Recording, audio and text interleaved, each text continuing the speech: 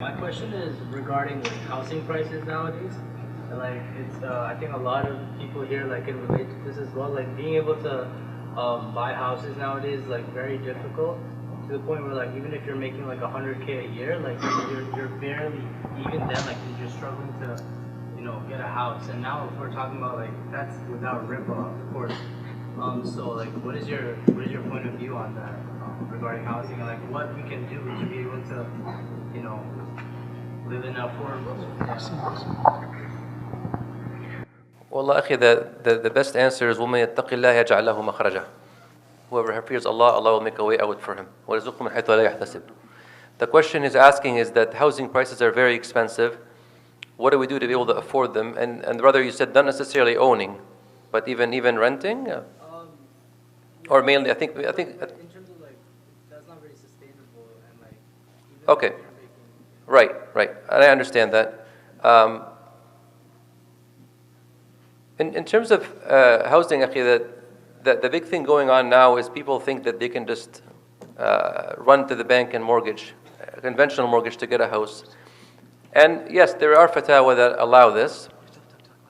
But there's a problem here because many people, they rush at these fatwa without even doing a basic research about them to try to find out what the evidence is that the ulama or whoever they were are using in order to make it permissible to go to the conventional bank and get a riba-based mortgage.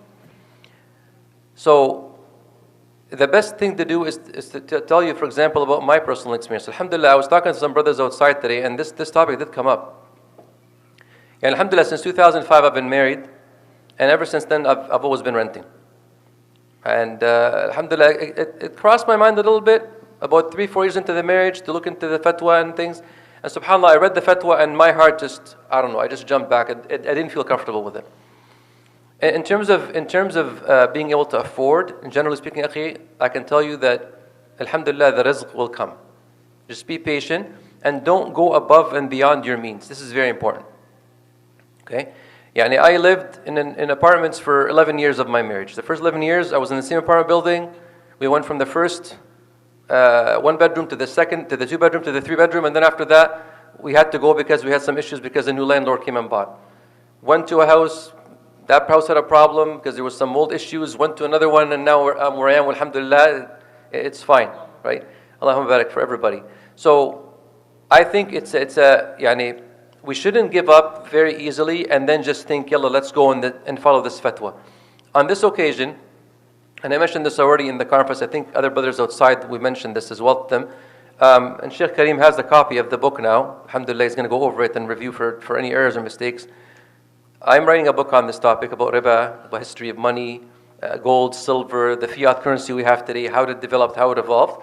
And this very fatwa about allowing Muslims to buy mortgages in non-Muslim countries, I reference people like Sheikh Salah al-Sawi, who did a writing on this, and others, Sheikh Abdul Haq al-Turkmani as well in his book about being in the protection of non-Muslims. So this is going to give everybody an opportunity to understand what that fatwa stands on and why that fatwa, you need to be careful with just jumping into it. Don't worry, akhi, Allah will provide. When you first are you married yet? Inshallah, you will, bi'idhnillah, soon. When I got married, akhi, I was working a part-time job. Wallahi, within like not even, I remember now, I think 1 year, I got into something even better that I never imagined. My daughter came, Allah provided, akhi. And then I had my son and more. And it just kept coming. And now, alhamdulillah, like I look at how much the rent costs right now, what I'm doing now, and subhanallah, Allah provides. And I said it today, وَفِي السَّمَاءِ يعني Allah subhanahu wa ta'ala swears by himself, وَفِي السَّمَاءِ رِزْقُكُم وَمَا تُوعَدُونَ فَوَرَبِّ السَّمَاءِ وَالْأَرْضِ إِنَّهُ الْحَقُّ مِثْلَ مَا أَنْتُمْ تَنطِقُونَ. So Allah swears by himself that the rizq is coming. So it's very negative to think about Allah subhanahu wa ta'ala that the only way He can provide for you is through the haram means. So I would say just be patient, work hard, live within your means, and do tawakkul on Allah subhanahu wa ta'ala. That's my answer.